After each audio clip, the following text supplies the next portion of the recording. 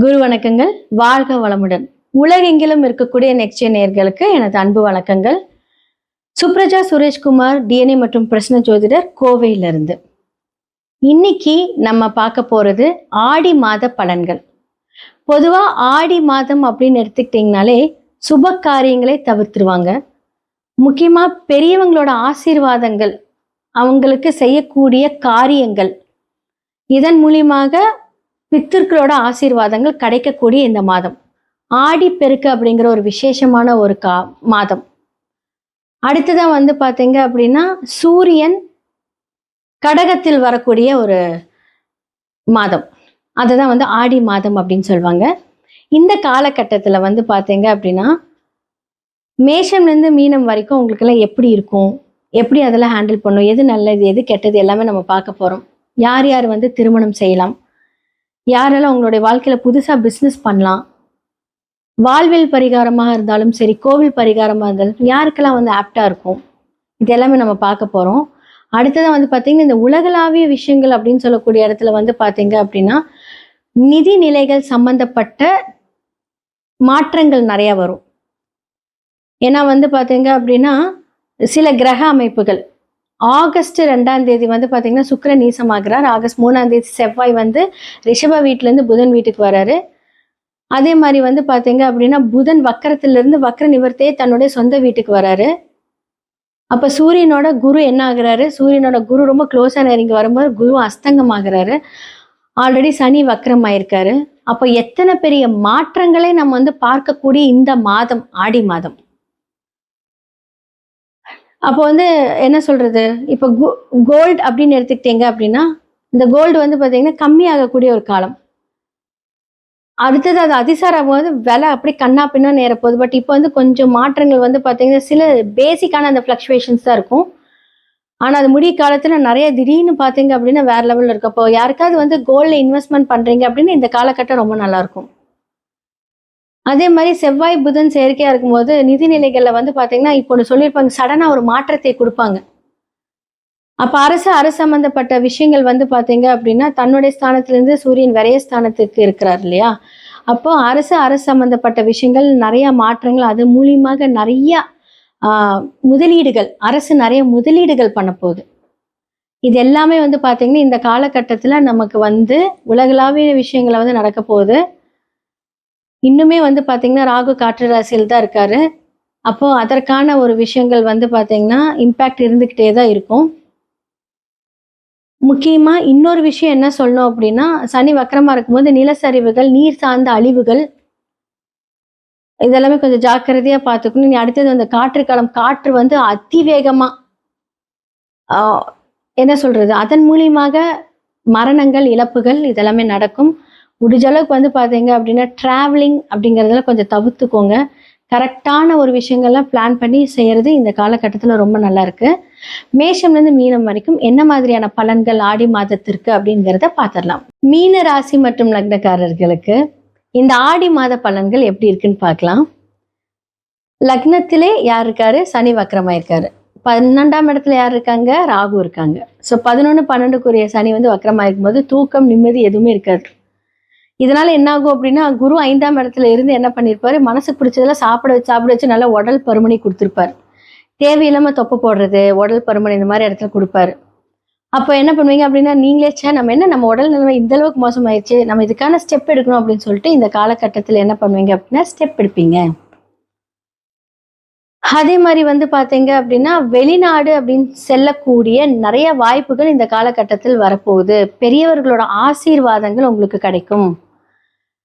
புதுசா இடம் வாங்குவீங்க. புதுசா பார்த்தீங்க அப்படின்னா நிறைய பணம் சேருவதற்கான வாய்ப்புகள் இந்த காலகட்டத்தில் வரும். அப்போ உங்களுக்கு 6ஆம் இடத்துல கேது இருக்கார். அப்போ 6ஆம் இடம் அப்படின்னு சொல்லக்கூடிய விஷயம் பார்த்தீங்கன்னா வேலைகள் செல்பவர்களாக இருந்தீங்க அப்படின்னா தடைப்பட்டு போகும், தடங்கள் ஜாஸ்தியா வரும். சின்ன ஒரு பரிகாரம் மட்டும் இதில் நான் சொல்றேன். கயிறு இருக்கு இல்லைங்களா, கயிறு வாங்கி தானம் பண்ணுங்க, உங்களுக்கு அந்த பிரச்சனை சரியாயிடும். சின்ன விஷயம்தான், பட் சுய ஜாதகத்துல பார்த்து ஒன்றுத்துக்கும் நான் சொல்றேன். பொதுவாக இப்போ நான் சொல்றவங்க மீன லக்னம் 6ல் கேது இருக்கிறவங்களுக்கு இப்போ கோச்சாரப்படி அந்த கிரகங்கள் சுய ஜாதகத்துல இருந்துச்சு அப்படின்னாலும் இதை பண்ணுங்க. அப்ப யாருக்கு கொடுக்கலாம் கயிறு வாங்கி?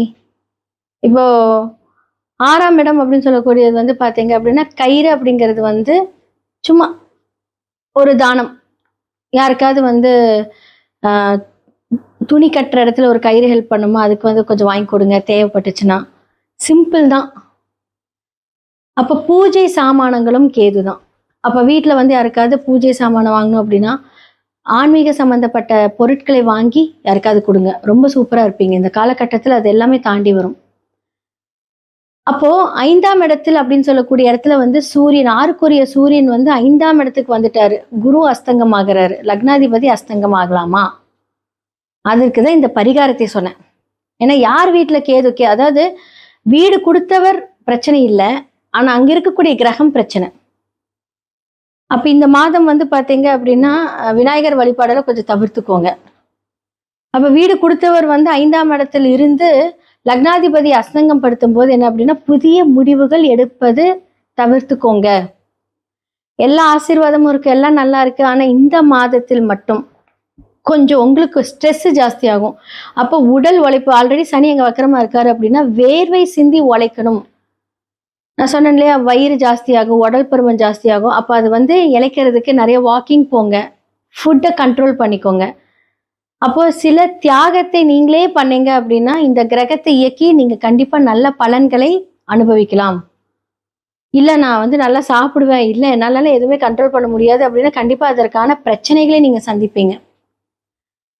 உங்க சுய ஜாதகத்தை பார்த்து அது எல்லாமே சரி பண்ணிக்கோங்க. அப்போ ஒரு வீடு, நிலம் வாங்குறீங்க அப்படின்னு இந்த காலகட்டத்தில கண்டிப்பா பேங்கே உங்கள தேடி வந்து நான் வந்து லோன் குடுக்குறேன், நீங்க வாங்கிக்கோங்க அப்படின்னு சொல்லக்கூடிய அளவுக்கு வந்து வழிய வருவாங்க. ஆப்பர்ச்சுனிட்டீஸ் வரும். அப்போ 7க்குரிய இடத்தில் வந்து பார்த்தீங்கன்னா, சுக்கிரன் அப்படின்னு சொல்லக்கூடிய நீசம் ஆண்களா இருந்தா பெண்களுடைய உடல்நிலையை கவனிச்சுக்கோங்க. அவங்களுக்கு ஏதாவது மருத்துவ செலவு வர்றதுக்கான வாய்ப்புகள் இருக்கு. அது புதன் வீட்ல இருக்கும்போது தலைவலி, அவங்களுக்கு ஓவர் திங்கிங், அவங்க ஏதாவது உங்ககிட்ட சண்டை போடுறது, வார்த்தைகளை விடுவது, இதெல்லாமே இந்த மாதத்துல கொஞ்சம் கவனம் தேவை. அப்புறம் சுக்கிரன் மாறிட்டாருன்னா ஓகே, ரொம்ப நல்லா இருக்கும். ஆனா ஃபர்ஸ்ட் ஆஃப் ஆல் உங்களுக்கு வந்து பார்த்தீங்க அப்படின்னா, சுக்கிரன் 3க்குரியவர், 8க்குரியவர். 8க்குரியவர் நீசமாகலாம். சூப்பர் பிரச்சனையே கிடையாது. ஆனா உங்களோட முயற்சி ஸ்தானம் அப்படின்னு சொல்லக்கூடிய விஷயங்கள் வந்து நீசமாகலாமா அப்படின்னா, நம்ம வந்து அது முடியாது, பண்ண முடியாது, இவ்வளவா அப்படின்னு நம்மளே கேள்வி கேட்போம். ஆனா அதுக்கு முன்னாடி நீங்க தான் அத யோசிச்சிருப்பீங்க. ஆனா உங்கனாலே அது முடியாது அப்படிங்கிறத தவிர்த்திருப்பீங்க. ஏன்னா, உடல் உழைப்பு அப்படிங்கிறது இந்த காலகட்டத்தில ஏதாவது ஒரு வகையில வேர்வை சிந்திட்டீங்க அப்படின்னா சூப்பர்.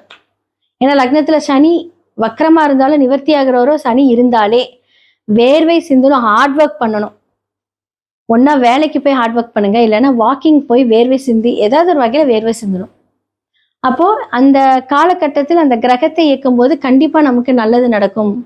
சரி கயிறு வாங்கி கொடுக்க முடியல, நான் எதுக்குடா கயிறு வாங்கினேன், எங்க போய் கேட்கறதுன்னா பூஜை சாமானங்கள் பண்ணிக்கலாம்.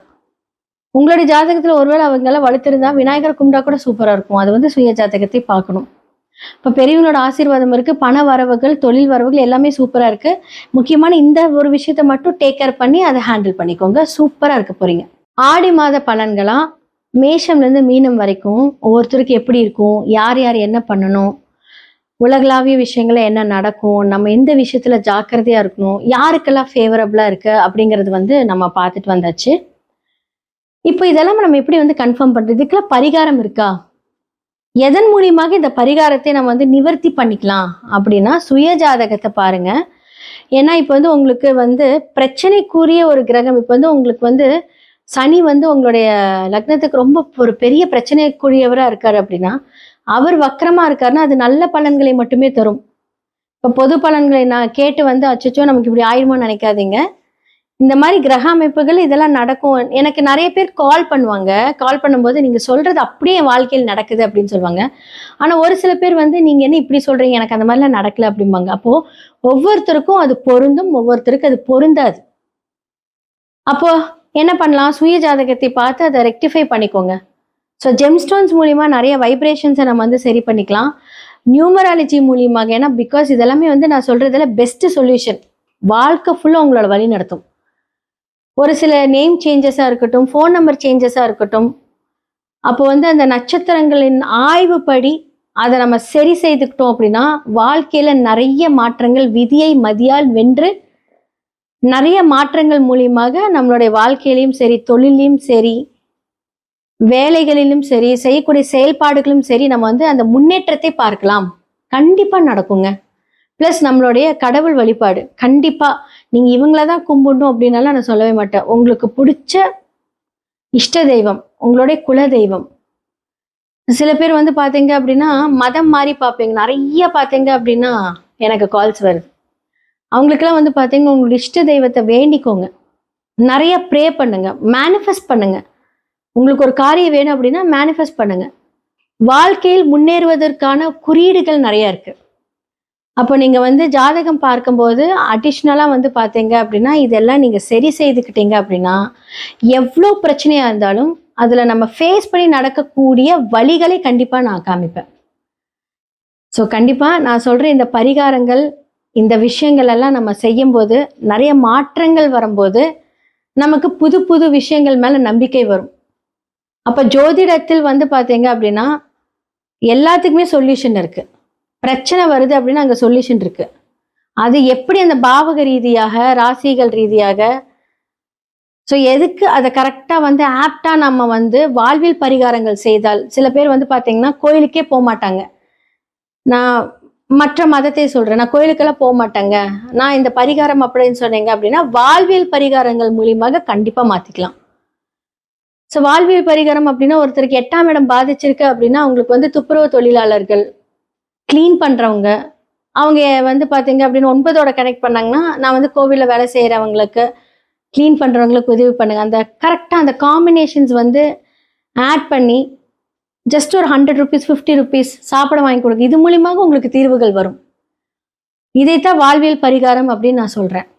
அப்போ உங்களோட சுயஜாதகத்தை பார்த்து அந்த வாழ்வியல் பரிகாரங்கள் மூலியமாகவும், இல்ல சில பேருக்கு எனக்கு கோவில் தான் வேணும் அப்படின்னா கோவில் பரிகாரங்கள் மூலியமாகவும் உங்களுடைய பிரச்சனைகளை தீர்த்து நல்ல வழி கண்டிப்பா கிடைக்கும். முக்கியமான ஒரு விஷயம், பிரசன்னம் மூலியமாகவும் உங்களுடைய பிரச்சனைக்கான தீர்வு இருக்கு. நான் லாஸ்ட் மந்த் வந்து பாத்தீங்கன்னா 3 வீட்டை நான் விசிட் பண்ணேன். அந்த வீட்டில் முக்கியமானது மட்டும் நான் இப்போ சொல்றேன். அந்த வீட்டில் வந்து பாத்தீங்கன்னா வாஸ்து பிரச்சனைகள் இருக்கு. அப்போ தசாபுக்தி காலங்கள் நமக்கு ஜாதக ரீதியாக நன்றாக இருந்தாலும் அந்த வீட்டில் இருக்கக்கூடிய அந்த வைப்ரேஷன் நமக்கு ஒத்து வரல அப்படின்னா நமக்கு என்ன நல்ல காலங்கள் வந்தாலும் நம்ம செயல்பாடுகள்ல சிறிது தாமதங்கள், பிரச்சனைகள், ஓவர் திங்கிங்னால அந்த விஷயங்கள் தடைப்படும்.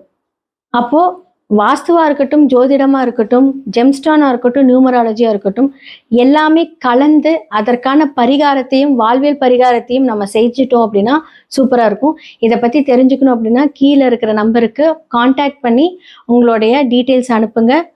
கண்டிப்பா இதற்கான தீர்வுகள் நான் சொல்லுவேன். நன்றி, வணக்கம்.